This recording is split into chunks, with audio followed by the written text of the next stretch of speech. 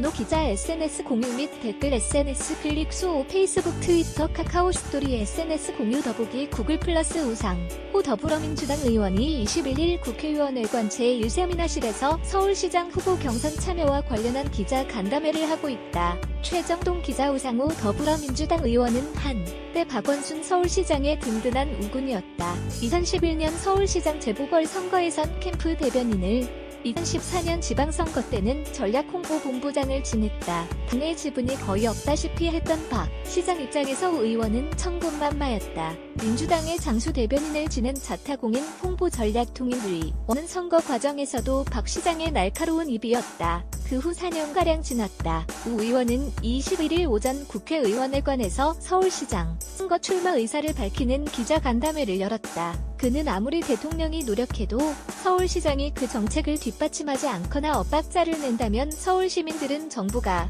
어떤 정책을 추진하고 있는지 알 수 없게 되고 결국 실망하게 될 것이라는 내용이 담긴 회견문을 읽었다. 이후 이어진 기자들과 의문답은 이랬다. 위의 표현은 박씨 장을 겨냥한 건가? 엇박자는 정책 중대 표적인 게 무엇인가? 대표적인 게 부동산 정책이다. 서민 주거 안정을 위해 부동산 정책을 다양한 형태로 발표했다. 그런데 지난 연말 서울시는 강남 4구의 재건축 재개발을 집중적으로 허가했고 이 지역 부동산이 기대 효과로 상승했다. 문재인 정부의 부동산 정책이 실패한 것으로 보도되고 다뤄진 거다. 왜 서울시가 과도하게 부동산 재개발 재건축을 허가했는가? 선거를 겨냥한 것이다. 박 시장 당선 때 대변인을 하는 등 많이 도왔는데 박 시장의 가치와 시대정신에 동의했고 이명박, 박근혜 정부와 싸우는 전선이라 생각해서 도왔다. 뿌듯했고 성과에 대한 자부심도 있다. 그런데 서울시민과 공직자 사이에 박 시장의 3선 도전에 대한 부정적 결론이 확산하고 있다. 2번 도와드렸으니 충분한 거 아니겠나? 웃음 답변을 길게 이어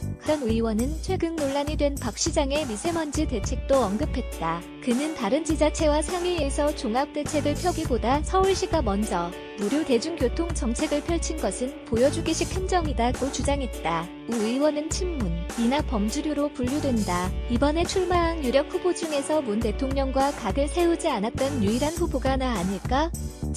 문은 아니어도 문 대통령의 당 대표 시절부터 가장 가까운 거리에서 조언해왔던 건 사실이다. 출마한 사람 중에 문재인 정부 성공에 누가 기여하겠느냐는 그 시장 후보를 판단하는 지지자들의 중요한 기준이 될 거다. 그래서 문 대통령의 성공 도울 수 있다고 다들 주장하는데 짧은 정치사를 보더라도 내가 그 적임자다. 권오 기자 노만 준강 고